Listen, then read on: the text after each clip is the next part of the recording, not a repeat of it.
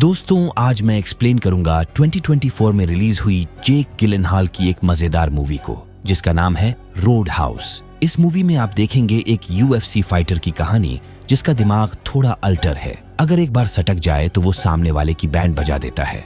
Movie काफी interesting है, तो आखिर तक बने रहना। मूवी की स्टार्टिंग में हम एक लड़की को देखते हैं जो कि एक फाइट क्लब में किसी कार्टर फोर्ड नामी बॉक्सर को ढूंढने आई होती है। बारटेंडर उस बॉक्सर की तरफ इशारा करके बताता है वही है वो टैटू वाला। वो बॉक्सर एक एक करके 6 बॉक्सर्स को नॉकआउट कर चुका था। वहां ऐसा कोई भी नहीं होता जो उसका मुकाबला कर सके। तभी एंट्री होती है इस कहानी के हीरो डॉल्टन की।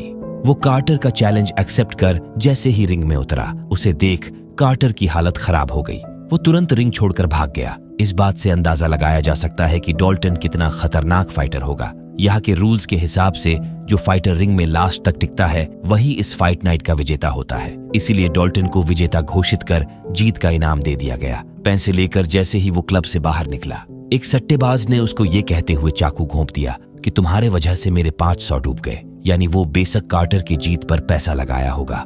वैसे डॉल्टन चाकू लगने के बावजूद भी एकदम कूल था और उस सट्टेबाज को माफ कर छोड़ दिया। इतने में वो लड़की उसके पास आई जो कार्टर को ढूंढते हुए कुछ देर पहले फाइट क्लब में आई हुई थी। उसके पास डॉल्टन के लिए एक काम था। उसने बताया कि वो फ्लोरिडा में स्थित रोड हाउस की मालकिन है। उसके बार में आए दिन कुछ गलीज लोग आकर हंगामा करते रहते हैं। पुलिस भी कुछ नहीं करती, इसलिए उसे एक बाउंसर की जरूरत है जो उन लफंगों को संभाल सके। इसके बदले वो डॉल्टन को हर हफ्ते के 5000 तक देने को तैयार थी, मगर डॉल्टन को उसके साथ काम नहीं करना था, इसलिए उसने फ्रैंकी का ऑफर रिजेक्ट कर दिया। फिर भी फ्रैंकी जाते जाते उसे अपना नंबर देती गई। डॉल्टन, जिसके पास ना ही तो खुद का घर था और ना ही कोई फैमिली, वो हालात का मारा जहां मर्जी वही कार साइड करके रात काट लेता था। एक रात दिमाग ठनका तो गाड़ी ट्रेन की पटरी पर लगाकर अपनी मौत का इंतजार करने लगा। जैसे ही ट्रेन करीब आई, उसे लगा कि ये अभी उसके मरने का सही टाइम नहीं है। उसने तुरंत कार स्टार्ट की और जैसे ही आगे बढ़ा, ट्रेन कार के पिछले हिस्से को तोड़ती हुई निकल गई। अब उसके पास रहने को कार भी नहीं था, इसीलिए वो अगली सुबह बस पकड़कर फ्लोरिडा के लिए निकल गया। वहां पहुंचा तो उसे एक चार्ली नामी लड़की मिली। उसका बुक स्टोर यही हाईवे के किनारे था। चार्ली उसे एक किताब बेचने के फिराक में थी जो यही के एक पेड़ के ऊपर आधारित था, मगर डॉल्टन के पास पैसे नहीं थे। फिर भी चार्ली ने उसे ये किताब गिफ्ट कर दिया। चार्ली और उसके पिता काफी व्यवहारिक थे। उनसे पता पूछकर डॉल्टन रोड हाउस पहुंचा। क्लब के अंदर पहुंचते ही उसकी मुलाकात बारटेंडर जूलिया से हुई। वो दिखने में काफी सुंदर और गोल मटोल थी। तभी वहां का एक वेटर डॉल्टन को देखते ही पहचान गया। असल में डॉल्टन उसका आइडल था। समंदर किनारे इतनी खूबसूरत जगह देख डॉल्टन फूले नहीं समाया और बोल उठा, कितनी अच्छी जगह है, कितना सुकून है यहाँ। मगर जैसे ही रात हुआ, मामला उल्टा हो गया। 2 पार्टी आपस में ही लड़ पड़े। कोई बोतल तोड़ रहा था तो कोई किसी का सर फोड़ रहा था। इस क्लब का वेटर बिली किसी तरह उन्हें समझा बुझाकर मामला शांत कराया। कुछ देर बाद यहाँ एक बाइकर्स की गैंग आई। वो यहाँ आते ही बिना बात के तोड़ फोड़ मचाने लगे।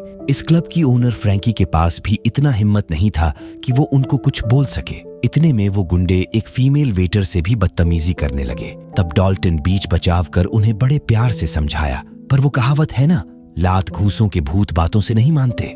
डॉल्टन उनके बाइक को फूंकने की धमकी देकर उन्हें किसी तरह बाहर ले गया और ले थप्पड़ थप्पड़ों की बारिश कर दी। वो उनकी धुलाई करके फ्रैंकी से गाड़ी लिया और इन्हें लेकर हॉस्पिटल पहुंच गया। वहां उनको एडमिट कर निकल ही रहा था, तभी डॉक्टर की नजर डॉल्टन पर पड़ी। उसके जख्म से खून निकल रहा था। डॉक्टर ने उसकी मरहम पट्टी की। इस दरमियान दोनों के बीच अच्छी खासी जान पहचान भी हो गई। वही हॉस्पिटल के बाहर कुछ गुंडे डॉल्टन का रेकी भी करने आ चुके थे, यानी वो कुछ बड़ा कांड करने के फिराक में थे।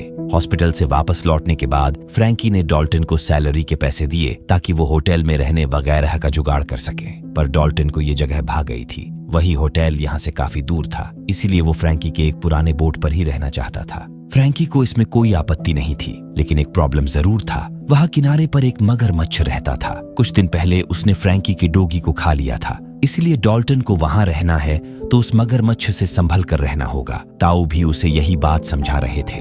इसके बाद डॉल्टन अपने सपनों में खो गया। अचानक सुबह जब आंख खुली तो सामने जूलिया उसे आवाज लगाकर उठा रही थी। उसके लिए वो नाश्ता बनाकर लाई थी। उसने डॉल्टन को बताया कि अब तक वो कई बाउंसर्स को बुला चुके हैं, मगर कोई भी यहाँ 2 दिन से ज्यादा नहीं टिकता। इस चक्कर में जूलिया परेशान होकर नौकरी छोड़ने वाली थी, पर अब उसे डॉल्टन से काफी उम्मीदें हैं। उसे भरोसा है कि वो सब कुछ ठीक कर देगा और ये जगह पहले की तरह हो जाएगी। जूलिया की बकैती सुनने के बाद वो टहलते हुए चार्ली के बुक स्टोर पहुंचा। दरअसल उसे कंप्यूटर पर कुछ काम था। चार्ली देखने में बहुत भोली थी, पर वो लोगों को देखकर भांप लेती थी कि उसे किससे खतरा है और किससे नहीं है। इसीलिए तो डॉल्टन के एक बार कहने पर ही उसे कंप्यूटर देने के लिए मान गई। डॉल्टन अपना काम निपटा ही रहा था, तभी कुछ गुंडे बाहर एक दुकानदार से बदसलूकी करने लगे। ये देख चार्ली तुरंत बैट उठाई और उन्हें हड़काने लगी, लेकिन वो उससे डरने का हवाले थे। पर जैसे ही उन्होंने डॉल्टन को देखा, उनकी फट गई। पिछली रात को ही डॉल्टन ने इस कल्लन को धोया था, इसीलिए वो तुरंत यहाँ से कल्टी मार लिए। डॉल्टन को एहसास हुआ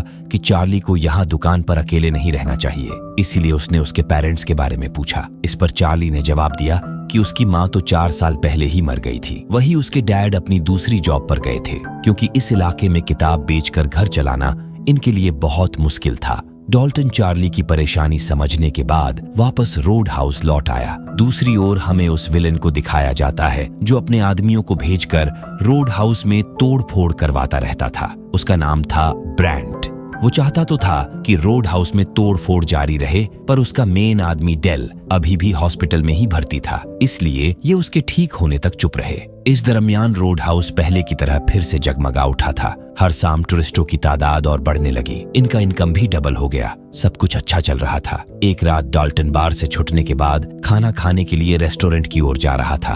तभी पीछे से एक कार वाले ने उसे कुचलकर मारने की कोशिश की, पर डॉल्टन बाल बाल बच गया। इसके बाद भी वो कार वाला नहीं रुका और बैक गियर में डालकर डॉल्टन को ऐसा ठोका कि गाड़ी ब्रिज से टकराकर आधे में लटक गई। कार में 2 लोग थे जो मौका रहते निकल गए और डॉल्टन कार के साथ ही ब्रिज से नीचे गिर गया। वो तो उसकी किस्मत अच्छी थी कि नीचे पानी था। किसी तरह वो बचकर अपनी बोट पर आया। वहां पहले से ही डेल गन लेकर उसके ही ताक में बैठा था। सही मौका देख डॉल्टन ने उस पर हमला कर दिया। दोनों के बीच हाथापाई में डॉल्टन ने डेल को ऐसा दाव मारा कि वो खिड़की तोड़ ताड़ कर सीधे पानी में जा गिरा। इतना सब कुछ होने के बाद भी डॉल्टन उसे बचाने के लिए हाथ बढ़ाया, मगर किस्मत को ये मंजूर नहीं था। उसके आंखों के सामने ही डेल मगरमच्छ का निवाला बन गया। पुलिस को उसकी लाश तक नहीं मिली। अब डॉल्टन को ये जानना जरूरी हो गया था कि आखिर वो बाइकर्स की गैंग इतने महीनों से रोड हाउस के पीछे क्यों पड़े हैं। कोई तो वजह होगा, पर फ्रैंकी कुछ बताने को तैयार ही नहीं थी। डॉल्टन को उस पर शक होने लगा कि जरूर वो इस क्लब के आड़ में ड्रग्स वगैरह का धंधा चलाती होगी। यहाँ से वो चार्ली के पास गया और रोड हाउस का रूट वगैरह चेक करवाया। बाय रोड ड्रग्स तो आ नहीं सकता था। वही रोड हाउस के इर्द गिर्द के पानी का इलाका पत्थरों से भरा था, इसलिए बड़े शिप वगैरह का तो कोई चांस ही नहीं था। इसी असमंजस में डॉल्टन वापस लौट ही रहा था, तभी रोड किनारे उसे एक शख्स मिला। वो उसे गन दिखाकर डराया और गाड़ी में बैठने के लिए धमकी देने लगा। दरअसल उसके बॉस ब्रैंट डॉल्टन से मिलना चाहते थे। उसे बातों में उलझाकर डॉल्टन ने उसके 2 उंगलियां तोड़ डाले ताकि फिर से वो कभी गन न चला सके, और वहां से चुपचाप निकल गया। जैसे ही ये बात ब्रैंट को पता चली, वो जल भुन गया। वही उसके टेबल पर होटल का एक मॉडल भी रखा हुआ था, जिससे अंदाजा लगाया जा सकता है कि वो रोड हाउस को क्यों हथियाना चाहता है। इतने में जेल से उसके डैड का कॉल आया। तुझसे कुछ ना हो पाएगा बेटा, तू पीछे हट जा। दरअसल इस काम के लिए उसके डैड ने किसी और को हायर कर लिया था। उस आदमी का नाम था नॉक्स। वो किसी के घर में कांड करके भाग रहा था। रियल लाइफ में ये बंदा UFC का बहुत बड़ा फाइटर है। आप में से बहुत लोग तो इसको पहचानते भी होंगे। अब अगली सुबह वो डॉक्टर एली, जिसने डॉल्टन की मरहम पट्टी की थी, वो बोट लेकर उससे मिलने आई। इससे पहले वो आए दिन ब्रेकफास्ट के टाइम मिलते रहते थे, पर आज वो सीधे उसके घर तक आ पहुंची थी। डॉल्टन भी उसे मना नहीं कर पाया और ये समंदर की ओर निकल पड़े। डॉल्टन को तो पता भी नहीं था कि वो उसे कहां पर लेकर जा रही हैं। जब इसके बारे में पता चला तो डॉल्टन उससे ये कहकर पीछा छुड़ाने लगा कि वो अच्छा आदमी नहीं है, वो एक बदनाम फाइटर है। पर एली को इससे कुछ फर्क नहीं पड़ने वाला था, क्योंकि वो डॉल्टन के बारे में इंटरनेट से पढ़ने के बाद ही डेट पर आई थी। फिर उसने अपना मकसद भी पूरा किया। उधर नॉक्स फरारी भगाते हुए ब्रैंड के अड्डे पर जा पहुंचा था। वहां वो ब्रैंड के प्यादों से मिला। फिर कुछ देर बाद ब्रैंड भी वहां आया और ये डॉल्टन का गेम बजाने का प्लान बनाकर शाम होने का इंतजार करने लगे। इधर ये भी डेट से वापस लौट आए। आते ही पुलिस वालों ने डेल के केस में पूछताछ के लिए डॉल्टन को उठा लिया और अपने सीनियर के पास ले गए। उस सीनियर इंस्पेक्टर ने डॉल्टन को बहुत डराने धमकाने की कोशिश की। तुम्हें किसी फर्जी केस में फंसा देंगे, एनकाउंटर करवा देंगे, वगैरह वगैरह। पर डॉल्टन भी मोटी चमड़ी का आदमी था। वो इंस्पेक्टर के मुंह पर ही मना कर दिया कि वो इस शहर को छोड़कर कहीं नहीं जाने वाला, जिस पर वे उसे गाड़ी से घसीटकर पीटने लगे। इंस्पेक्टर ने तुरंत उस पर गन पॉइंट कर लिया। तभी वहां एली आ धमकी। उसने तुरंत इंस्पेक्टर को खिंच के एक झाटा जड़ दिया और उनके नाक के नीचे से डॉल्टन को उड़ा ले गई। दरअसल वो इंस्पेक्टर उसके पिता थे, इसीलिए वो ये सब कर पाई। उसने बताया कि उनके पिता एक करप्ट पुलिस अफसर है। पहले वो ब्रांड के पिता के लिए ड्रग्स स्मगलिंग में मदद करते थे। जब वो जेल चला गया तो अब उसके बेटे के पालतू बन गए हैं। अब तक डॉल्टन को सारा खेल समझ आ चुका था कि फ्रैंकी ने उसे झूठ बोलकर यहाँ पर लाया। दूसरी ओर चार्ली के बुक स्टोर के पास कुछ गुंडों को दिखाया जाता है, जो हाथ में लोहे का रड और तेल का गैलन लेकर अंदर घुसे।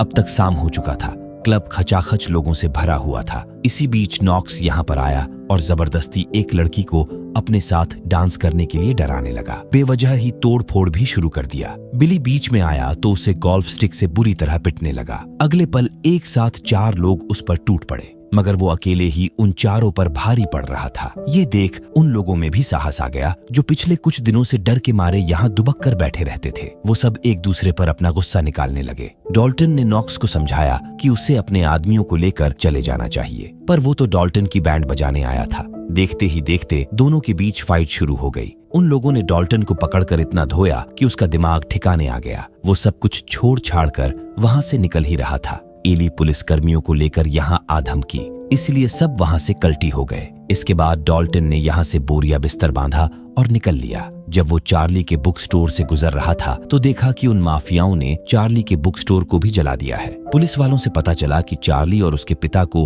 हॉस्पिटल में भर्ती कराया गया है। तभी डॉल्टन की बस आई और निकल भी गई, क्योंकि अब उसका मूड चेंज हो चुका था। उन लोगों को चार्ली को नुकसान नहीं पहुंचाना चाहिए था। यहाँ से वो सीधे ब्रांड के अड्डे पर गया। वहाँ उसे वही शख्स मिला जिसने बुक स्टोर को जलाया था। ऊपर से वो मान भी रहा था कि उसी ने बुक स्टोर को जलाया और उस जिद्दी लड़की को भी पीटा था। एक झटके में डॉल्टन ने उस आदमी के गले की हड्डी तोड़ डाली और उसकी सांस रुकने से पहले उसे बताते गया कि उसे डर लगता है, दूसरों से नहीं बल्कि अपने आप के गुस्से से। इसी गुस्से ने उससे उसका सब कुछ छीन लिया। जब वो पिछली बार रिंग में गुस्सा हुआ था तो अपने प्रतिद्वंद्वी की जान ले लिया था। वहीं से उसके UFC का कॉन्ट्रैक्ट कैंसिल हुआ और फिर किसी ऑर्गेनाइजेशन ने उसे साइन नहीं किया। उसकी जिंदगी बद से बदतर होती चली गई। यही कारण था कि एक रात उसने अपने आप की जान भी लेने की कोशिश की थी। डॉल्टन उस आदमी की लाश को गाड़ी में लोड कर ही रहा था। तभी उसे वहां ब्रांड का एक आदमी मिला। डॉल्टन ने उससे उसके बॉस का पता पूछा। वो डॉल्टन को यहाँ देख पहले ही घबराया हुआ था। वो ब्रांड का पता तो नहीं जानता था,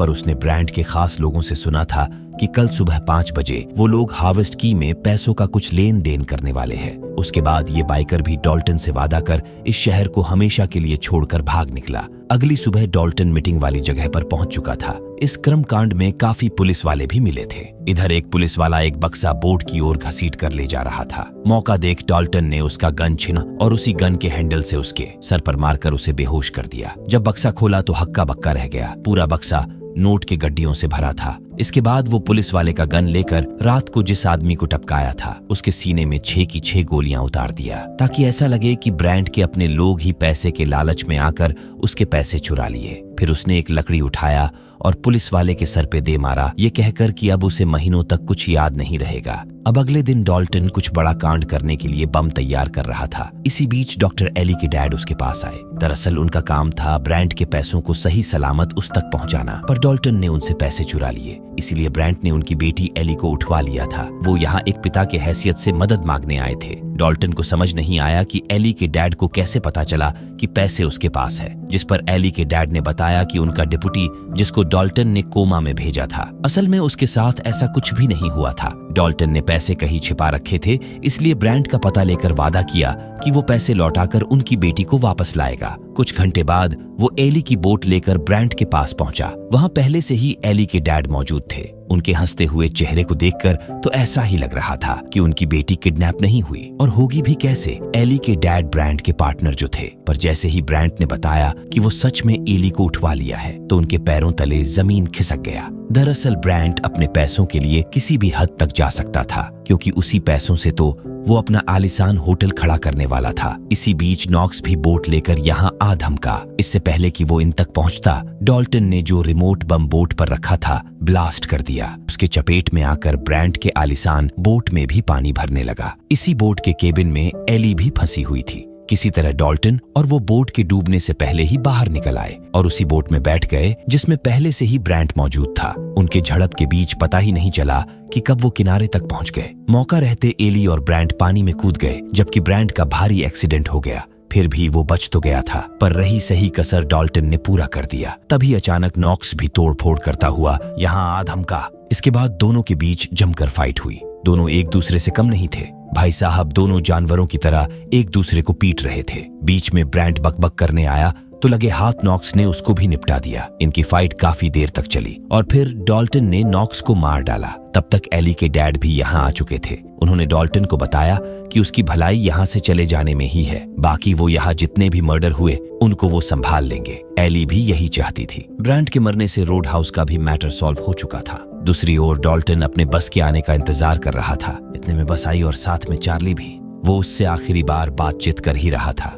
तभी चार्ली के डैड को दुकान के अंदर एक बक्सा मिला। उसमें वही किताब था जो चार्ली ने उसे फ्री में दिया था और पूरा बक्सा पैसों से भरा था। जब तक चार्ली के डैड डॉल्टन को रोकते, बस अपनी मंजिल की ओर निकल चुकी थी।